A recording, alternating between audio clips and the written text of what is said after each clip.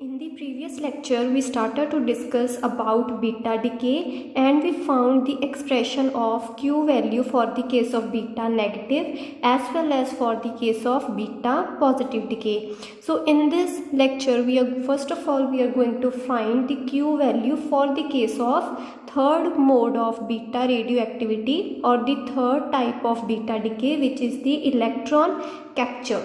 So we are going to find the expression of Q value for the case of electron capture. So the concept of electron capture we have already discussed in the previous lecture. So this electron capture process, it occurs mostly for the case of heavy nuclei. So what happens in electron capture? So in electron capture, a parent nucleus, let's say this is X nucleus, which is the parent nucleus. So this parent nucleus, it captures the orbital electron. So this is the nucleus of an atom and electrons are revolving around this nucleus. So this nucleus, or you can say the proton of this nucleus, it captures one of the electrons which are revolving in the various orbits around the nucleus. So this nucleus, it captures one of the electrons. So this nucleus, let's say the X nucleus, which has Z number of protons and total mass number is capital A. So this parent nucleus, it will capture the electron, the orbital electron, and it will get converted into another nucleus. Let's say we are representing it by Y. So this is the nucleus Y and it is the daughter nucleus. So in this case, the atomic number will decrease by 1 and mass number will remain the same. Plus neutrino will be emitted. So in electron capture, neutrino is emitted along with the daughter nucleus. So what happens in electron capture? The proton of the nucleus, so more precisely the proton of the nucleus, it will capture the electron. So proton, it will have a atomic number of 1 and it will have mass number of 1. So electron has a charge which is equal to -1 and its mass number is equal to 0. So this proton, it will capture the electron and it will get converted into a neutron. So proton of the nucleus, it is getting converted into a neutron. Therefore the proton number decreases by 1 in the case of daughter nucleus. So this neutron, it will have 0 charge and its mass number will be 1, and along with neutron, neutrino will be emitted out of this daughter nucleus. So this is the decay process for the case of electron capture. Now what will be the Q value for the case of electron capture? So this EC represents the electron capture process. So Q value, it will be having the same form. So the formula or the concept will remain the same. What is the Q value? It is the amount of energy which is released when these reactants, they will get converted into these products. So that amount of energy released will be equal to delta M, which is the difference in the masses of reactants and the products times C square. So delta M times C square, it will give us the energy which is released during the electron capture. So electron capture Q value, it will be equal to the nuclear mass. First of all, we are going to write the masses of the reactants. So in case of reactants, what we have? We have the parent nuclei X and we have the electron. So the sum of the masses of the products will be nuclear mass of X, which has Z as its atomic number and capital A as its mass number, plus the mass of electron. So we are summing the masses of the reactants, which will be nuclear mass of X plus the mass of electron minus the masses of the products. So what we have in products? We have a daughter nucleus and we have neutrino. So we are subtracting the nuclear mass of capital Y, which is the daughter nucleus, which has atomic number as Z-1 and its mass number is capital A, minus the mass of neutrino times C square. So this expression, it will give us the Q value of electron capture. So the next step will remain the same. First of all, over here we will neglect the mass of the neutrino. So this mass of neutrino, it can be put equal to 0. Then we have nuclear masses. So these nuclear masses, they will be converted into the atomic masses. So the nuclear mass of X atom, it will be written as the atomic mass, total atomic mass of X, minus the masses of all the electrons which are present around this nucleus. So that this difference, it will give us the nuclear mass of the parent nuclei. So this can be written as atomic mass of X minus the masses of all the electrons which are revolving around this nucleus. So how many number of electrons will be revolving? They will be equal to just the atomic number, which is equal to Z in this case. So this nuclear mass, it can be written as atomic mass of X minus Z times mass of the electrons. Then plus mass of electron, it will remain as it is, minus we have nuclear mass of the daughter, which is nuclear mass of Y.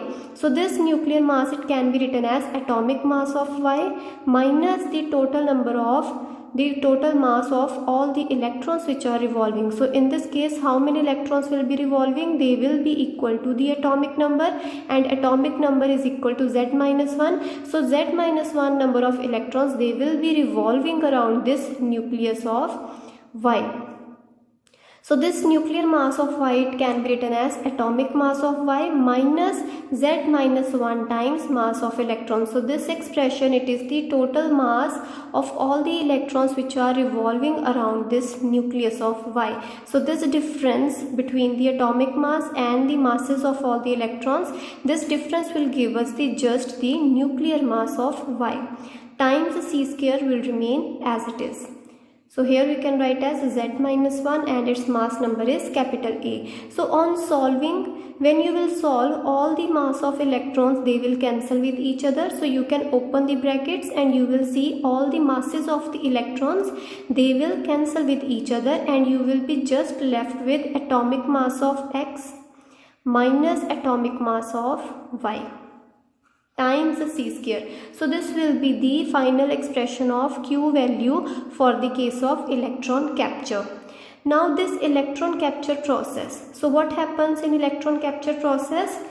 The atomic number decreases by 1, whereas mass number remains the same. So this thing, it happens in beta positive decay also. In beta positive decay also, the mass number will remain the same, whereas atomic number will decrease by 1. So the same thing happens in beta positive decay, and same thing is happening in the case of electron capture, that the mass number is remaining the same, whereas the atomic number decreases by 1. So for electron capture to occur, first of all, we are finding the condition of electron capture to occur. So for the condition, for this electron capture to occur, the Q value, it must always be positive. That is, this difference between the atomic masses of parent and that of the daughter nuclei, their difference in the atomic masses, it must be greater than 0. So this difference, it must be greater than 0 for this Q value to be positive, or you can say for electron capture to occur, this difference, it must be greater than 0, or you can say the mass of parent atom, it must be greater than the mass of the daughter atom. So mass of the parent atom, it must be greater than the mass of daughter atom. So this is the condition for electron capture to occur. Now, as we had said, in electron capture also, the atomic number decreases by 1, and the same thing happens in the case of beta positive decay, whereas in the case of beta negative decay, the atomic number, it increases by 1. So Z, it will increase by 1 in the case of beta negative decay, whereas in the case of beta positive and electron capture, the atomic number, it decreases by 1. So here also we have Z minus 1, and here also we will have Z minus 1. So as it is clear that Q value for beta positive, it is less than that of the Q value of electron capture. So from these formulas, if you will have a look at these formulas, so in the case of electron capture, you can see you just have the difference in the atomic masses.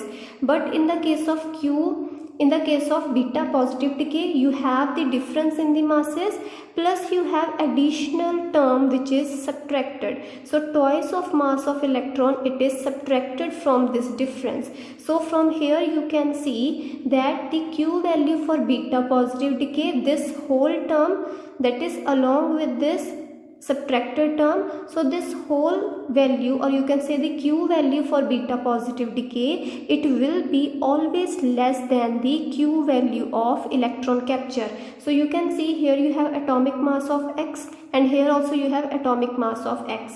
Then you have atomic mass of Y with the atomic number as Z-1, and same thing you have over here, the atomic mass of daughter with its atomic number as Z-1. But in the case of beta positive decay, you have this additional term which is subtracted. So this term, it decreases the Q value, whereas no such term is present in the case of electron capture. So by comparing these two formulas of beta positive as well as for electron capture, the Q value of beta positive, it will be always less than the Q value of electron capture. So on comparing these two equations, you can see that this whole term, it will always be less than this term, that is Q value for beta positive decay, it will be less than the Q value of electron capture for the same nuclei. So you have same nuclei, same parent and daughter. Here also you have same parent and same daughter. So for same nuclei, Q value for beta positive decay, it will be less than Q value for electron capture. So if the same nucleus, if this parent nucleus, it is decaying to the daughter nucleus by beta positive decay, or it is decaying to the daughter nucleus by the process of electron capture. So in those two processes, the energy released, it will be greater for the case of electron capture as compared to the case when the nucleus, it decays by beta positive decay. So the same nucleus, X nucleus, it can go to the daughter nucleus Y through electron capture also, or it can go to Y, it can decay to the nucleus Y through beta positive decay. But you can see that the Q value for beta positive, it is less than that of electron capture. So we say that electron capture is much more favorable. So this process of electron capture, it is much more favorable, or you can say probability of this electron capture to occur, it is more as compared to the probability for beta positive decay to occur. And this is because Q value for electron capture, it is greater than the Q value of beta positive decay. So energy released in case of electron capture, it is more as compared to the energy released in the case of beta positive decay. Therefore any nucleus, it will favor electron capture as compared to beta positive decay. So any nucleus, it will decay through electron capture, the probability of that nucleus to decay through electron capture will be more as compared to that of beta positive decay. Therefore electron capture is much more favorable than beta positive decay for the case of same nucleus. So for the same nucleus, electron capture, it will have more probability as compared to that of beta positive decay. And reason is just this expression, that Q value of electron capture, it is greater than the Q value of beta positive decay. Now we are going to study the energies of the electrons or the positrons which are emitted from the nucleus. So in the case of alpha particle also, we had studied the spectroscopy. There we saw how we find the energy of the alpha particle, and we also found the result of the energy. The kinetic energy of the alpha particle, it is equal to A minus 4 divided by capital A into Q. So this was the formula of the kinetic energy of the alpha particle, which is emitted from a nucleus whose mass number is capital A. So this kinetic energy is related with the Q value of the alpha decay process by this relation. So for the case of alpha particle, if you have a particular parent nuclei which is emitting alpha particle, so capital A, it will be fixed because this capital A is fixed for a particular parent nuclei. So this whole expression will be constant, and Q value for any decay process, it is always constant. So the right hand side will have a particular constant value for a particular parent nuclei. So if you fix the parent nuclei, that is if you fix the capital A, capital Q, it will be automatically fixed because this is the Q value for a decay process. So for any decay process, Q value is always fixed. So the right hand side, it will be fixed. Therefore, the kinetic energy of the alpha particle which is emitted from a particular nuclei which we are considering over here. So kinetic energy of the alpha particle, it will be fixed. So it will have a constant value for a particular parent nuclei which we are talking about. So the one thing you have to remember in the case of alpha decay, that the alpha particle which is emitted from a particular parent nuclei, so all the alpha particles which will be emitted from that radioactive substance, the energy of all the alpha particles, it will be having the same exact value. All the alpha particles which are emitted from that radioactive substance, they will have a constant value of kinetic energy. So this is valid for the case of alpha particle. So that was covered in alpha spectroscopy. Now we are going to discuss the beta spectroscopy. So now we are going to find what is the energy of electrons or the positrons, or combinedly we say beta rays. So beta rays, they can be the electrons which are emitted from the parent nuclei or positrons which are emitted from the parent nucleus.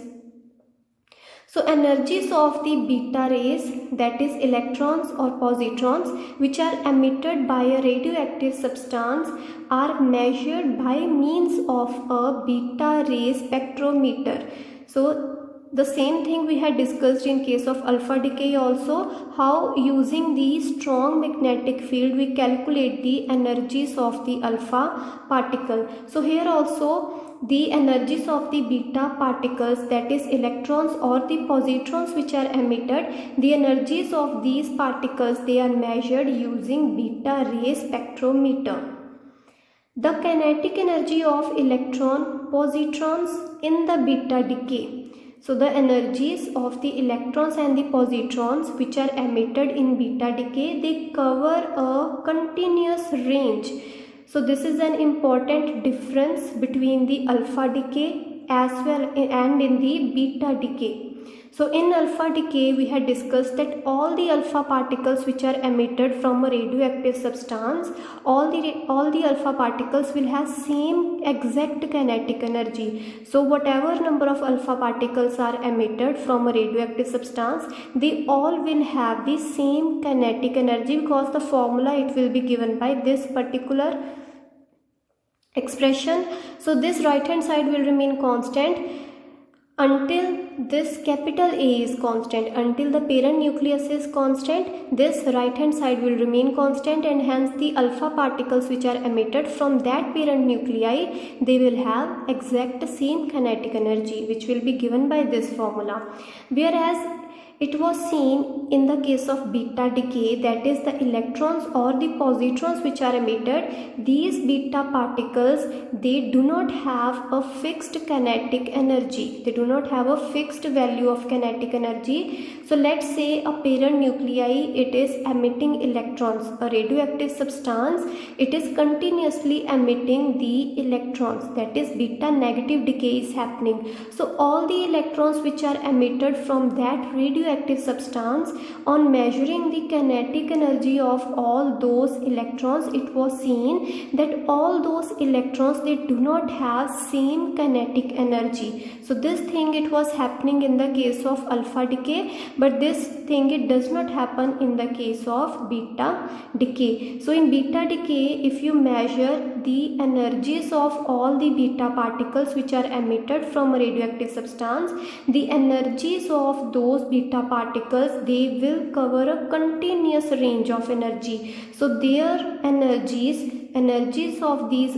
beta particles, they will cover a continuous range, and they will cover a range from 0. So some of the electrons, they will have 0 energy up to a maximum value of energy. So these electrons or the positrons which are emitted in beta decay, these electrons and positrons, they have a continuous range of energy, and the energy it ranges from 0 up to a maximum value of energy. So this first graph, it is shown for beta negative decay. So on the y-axis, on the vertical axis, we have number of beta particles which are emitted, and on the x-axis we have kinetic energy of the beta particles. So let's say we have any radioactive substance. So we have various radioactive elements which are present in this radioactive substance, and let's say these radioactive elements, they decay by beta negative decay. So let's say all these radioactive elements, they decay by emitting the electrons. So various electrons will be emitted from this radioactive substance.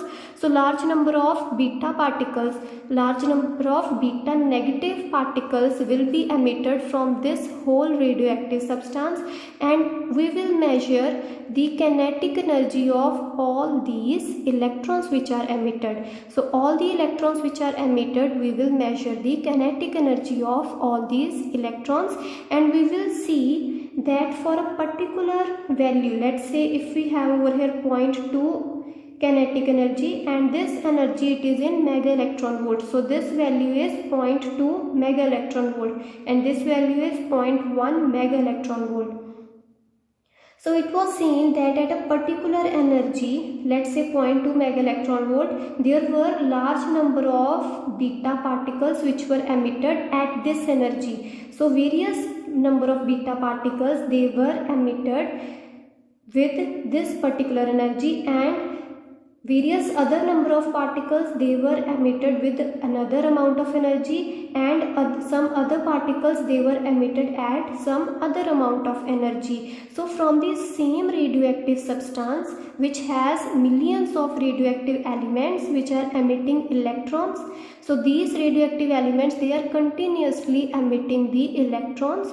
So when the kinetic energy of these electrons was measured, it was seen that these electrons, they do not have exact same energy. So this was happening in the case of alpha decay only. In alpha decay, the energy of all the alpha particles which are emitted, they will have exact same amount of energy. Whereas in case of beta decay, it was experimentally seen that all the electrons or the positrons which are emitted, they do not have exact same energy, but they have continuous energy. So here you can see some of the beta particles, they were having 0 amount of energy. So let's say this over here, these many number of beta particles, they were having 0 kinetic energy, and then these number of beta particles, they were having energy of 0.2 mega electron volt, and hence various other beta particles were seen to have kinetic energy in a continuous range. So this graph, it shows the continuous range of energies which are taken by the electrons. So this is the graph for beta negative decay, and then you have the graph for beta positive decay, and this graph, it gets started from 0. So the graph of beta positive decay, it gets started from 0. On the y-axis you have number of beta particles, on the horizontal axis you have kinetic energy of the beta particles.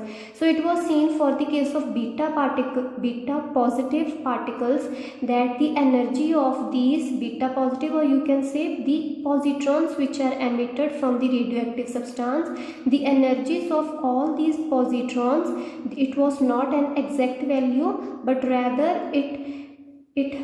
it had continuous range of energy. So therefore the graph of the energies of the positrons, it was a curve as shown over here, and for beta negative decay also it was a smooth curve.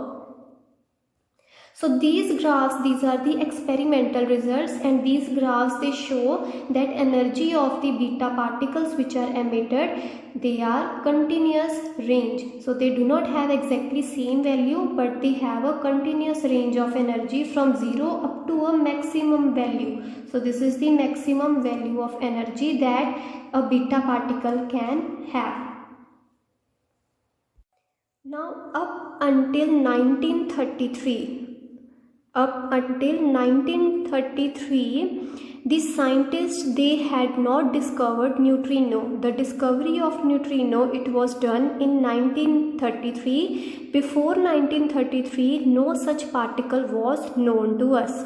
So this beta decay process, it was thought to be occurring in this form, that a parent nucleus, it decays to a daughter nucleus plus beta particle is emitted. So this was the form of beta decay before 1933. The scientists, they assumed that the parent nucleus, it decays to a daughter nucleus and beta particle is emitted. So this same thing, it happened in alpha decay, that the parent nuclei, it decays to daughter nuclei and alpha particle is emitted. So the same thing was thought for the case of beta particles also. But when the scientists, they were looking into this decay process, that a parent nucleus is decaying to daughter and beta particle is emitted. So there were some discrepancies, or you can say there were some failures that the scientists, they had to face, assuming that the parent nucleus is decaying to daughter and beta particle is emitted. So using this concept, various failures the scientists had to face. Now we will see what were the failures when the scientists assumed this decay process. The first failure in the case of this beta decay process, it was the violation of linear and the angular momentum. So the first and the famous failure which was faced by assuming this decay process was the violation of the linear and the violation of the principle of conservation of linear and the angular momentum. Now this was the beta decay process which was assumed by the scientists, and this was for the case of alpha decay. So this assumption for the case of alpha decay, it matched with the experimental results. So this decay process, it was experimentally verified by the scientists. But scientists, they were facing various failures when they were assuming this kind of beta decay. Now what happens in alpha decay? So this is the parent nucleus. So let's say X is the parent nucleus. So parent nucleus, it decays to a daughter nucleus and alpha particle is emitted. So we are talking about the alpha particle over here, that the parent nucleus, it decays to the daughter nucleus and alpha particle is emitted. So you can say this is the before the reaction has occurred and this is after the reaction has occurred. So before the reaction, we have only the parent nucleus X, and the momentum, linear momentum in this case, is equal to 0. So initial momentum in this case is equal to 0 because there is only a parent nucleus, and this parent nucleus, it has no velocity, so it has 0 velocity. Therefore initial momentum of the parent nucleus is equal to x. Now this parent nucleus, it is decaying to a daughter nucleus and alpha particle is emitted. So two particles are emitted. So you can say two particles or two bodies are formed from a single body. So two bodies are formed and initial momentum is equal to 0, and due to the conservation of linear momentum,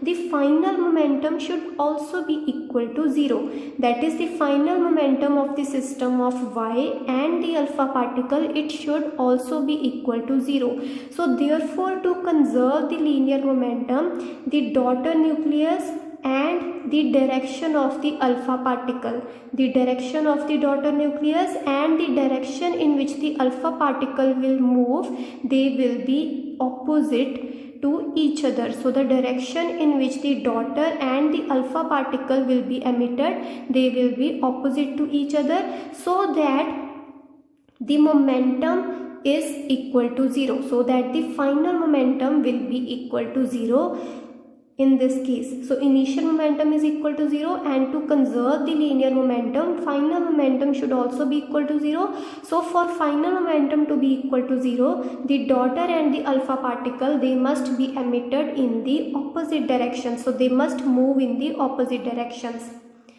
So this was experimentally seen. So this is the theory, and this was experimentally seen that the alpha particle and the daughter nucleus, they go in the opposite direction. So they go in the exact opposite direction. So this alpha decay process, it does not violate the linear momentum conservation principle. Whereas if the same thing is supposed for the case of beta particle, that is the parent nucleus, it decays to a daughter nucleus and beta particle is emitted. So same thing should happen for the case of beta particle also. That is the daughter and the beta particle, they must go in the opposite direction so as to conserve the linear momentum. But it was seen experimentally that for the case of beta decay, the emitted electrons, or you can say the emitted beta particle, does not usually travel in the opposite direction. So experimentally it was seen that this beta particle, it is not always opposite in the direction of the daughter nucleus.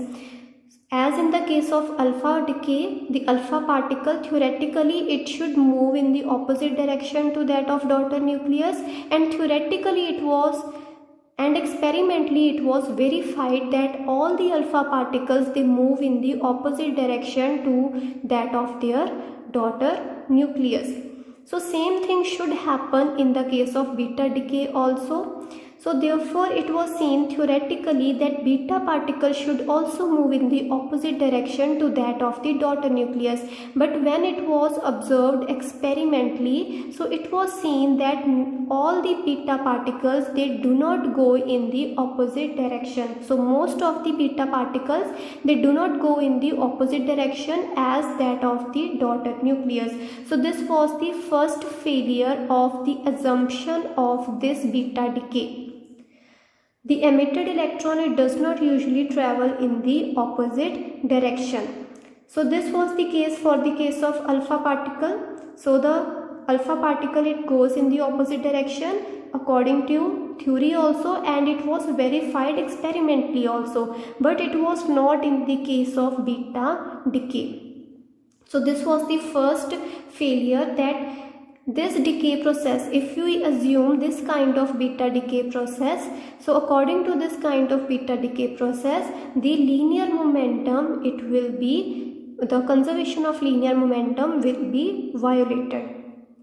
Now second failure was the continuous energy distribution of the electrons. So this continuous energy distribution, it was also a great puzzle for so many years. So this continuous energy, why was it a puzzle? So why the scientists were confused on this continuous energy? So the reason is that if you are assuming the beta decay similar to that of the alpha decay, so on the reactant sides we have the parent nuclei, and on the product side here also we have two bodies, and here also we have drawn two bodies.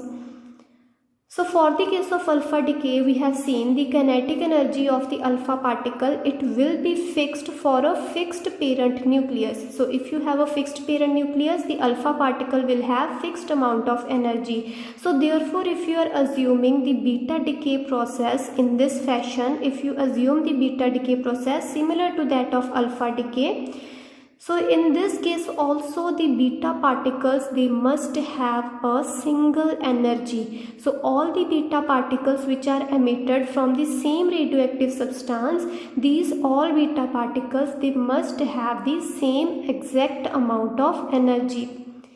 So therefore this continuous distribution of energy which was obtained experimentally. So experimentally these curves were obtained. So these continuous energy distribution of electrons in beta decay, it was a great puzzle for so many years. So this was the second failure.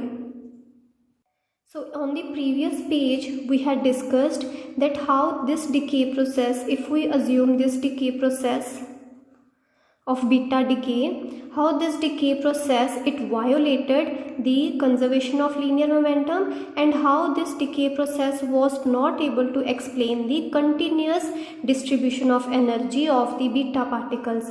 Now next is the violation of angular momentum, how this decay process it was violating the conservation of angular momentum. So let's take an example that carbon 14 it decays to nitrogen 14 with the emission of beta particles, and these beta particles are the beta negative particles, that is electrons are emitted. So this carbon, radioactive carbon 14, it decays to nitrogen 14 and beta particles, or you can say electron is emitted. So what is the atomic number of carbon? It is 6. Then atomic number of nitrogen is 7. So the atomic number it is increasing by 1. So this is the beta negative decay.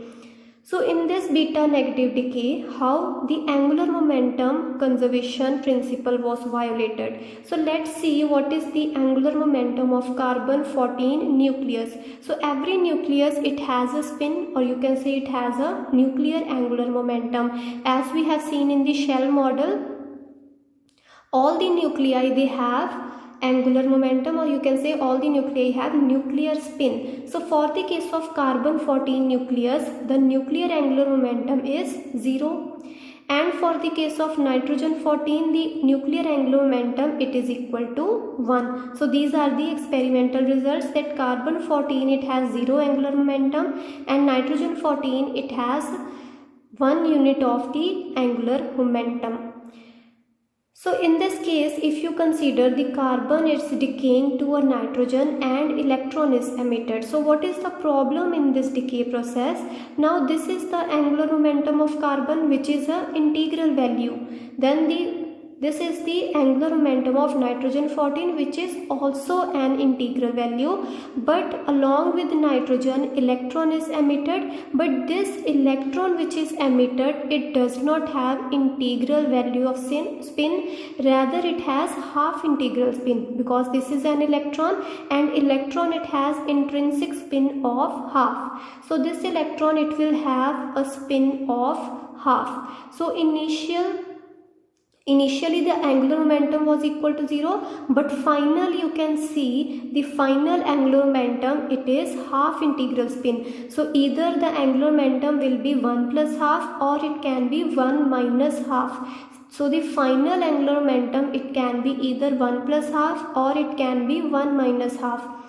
So no matter what will be the angular momentum, it can be either 1 plus half, or it can be 1 minus half. So you can see that the total angular momentum it will be half integral. So it can be either 3 by 2, that is 1 plus half, or it can be 1 minus half, which is 1 by 2. So no matter whatever combination you are taking, the total angular momentum, final angular momentum, it will be half integral spin. So it can be either 3 by 2 or it can be 1 by 2. But the initial angular momentum is 0. So you can clearly see that when you are taking this decay process, in this decay process the angular momentum principle is violated. So initially the angular momentum was 0 and final angular momentum will be half integral.